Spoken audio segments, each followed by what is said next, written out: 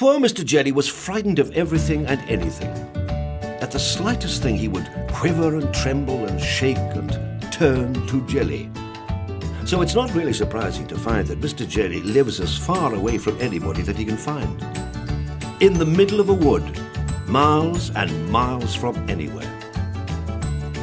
This story begins one morning when Mr. Jelly was asleep. It was a beautiful autumn morning. The sun was shining, the leaves on the trees had turned to a glorious red, and the wind stirred gently in the treetops. A single leaf fell gently from the tree right outside Mr. Jelly's house and quietly brushed against his bedroom window as it fell. Mr. Jelly awoke with a start. "What's that terrible noise?" he cried. "Oh, heavens, the house is falling down. Oh, disaster!" And he hid under the bedclothes, trembling with fright. After an hour, by which time he realized that his house wasn't falling down, and there wasn't an earthquake, and the world wasn't coming to an end, Mr. Jelly peeped out from under the bedclothes. "Oh," he said, "thank goodness for that." And he got up and went downstairs to make his breakfast. After breakfast, Mr. Jelly thought that he'd go for a walk. He was walking through the woods which surround his house, when a worm poked his head out of the ground. "Morning," said the worm cheerfully to Mr. Jelly. Mr. Jelly nearly jumped out of his skin. "What?" he shouted. "Who's there?" "Oh, good heavens, it's a snake! Oh dear, a man-eating snake! Oh, calamity! I'm going to be eaten alive!" And he jumped up into a tree. "What a performance!" commented the worm, and went back into his hole.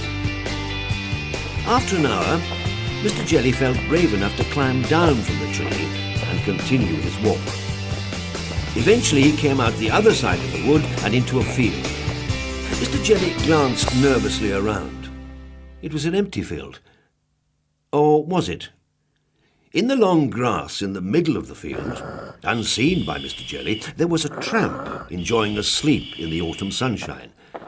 Mr. Jelly picked his way cautiously through the grass. The tramp, fast asleep, snored. "What was that?" shrieked Mr. Jelly. "It's a lion! I heard it growl! Oh, goodness gracious! Oh, dear me, a lion! A huge lion with enormous teeth! A huge lion with sharp teeth that's going to bite me in two! A huge, ferocious lion with enormous sharp teeth that's going to bite me in two, if not three!" And he fainted. All this commotion awakened the tramp, who yawned, stretched, sat up and saw Mr. Jelly lying on the ground beside him. "Oh dear," he said, for he was a kindly tramp, and he picked up Mr. Jelly and placed him gently in the palm of his hand. Mr. Jelly came to and sat up, rubbing his eyes. "Oh, disaster!" he screamed. "Oh, calamity! It's a giant, an ogre! Oh, gracious! He's going to have me for breakfast!" "What's your name?" "Mr. Jelly," stammered Mr. Jelly. "Well, I used to be nervous like you," said the tramp, "but I learned how not to be. Would you like me to tell you the secret?" "Yes, please." "Oh, it's very simple," continued the tramp. "All you have to do is count up to 10, and you'll find that whatever's frightening you isn't quite so frightening." And off he went. Mr. Jelly thought that it would be a good idea if he went home immediately.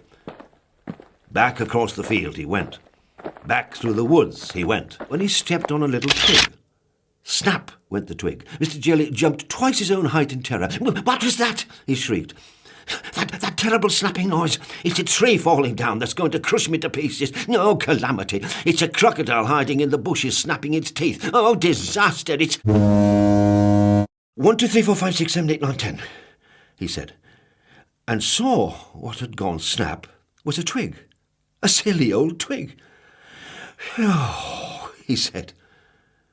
Mr. Jelly had almost reached his house when a leaf drifted gently down from the tree on top. "Help! Police murder!" he screamed. "I'm being kidnapped! Oh, calamity! It's ruffians with guns! They're going to..." And then he stopped. 1, 2, 3, 4, 5, 6, 7, 8, 9, 10.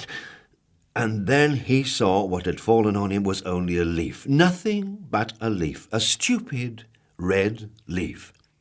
"It works!" he said out loud in wonderment. And you know, it did. After that moment, Mr. Jelly became a changed man. He never shrieks, or shouts, or screams, or quivers, or shakes, or trembles anymore. And he never hides under the bedclothes anymore. Well, not very often.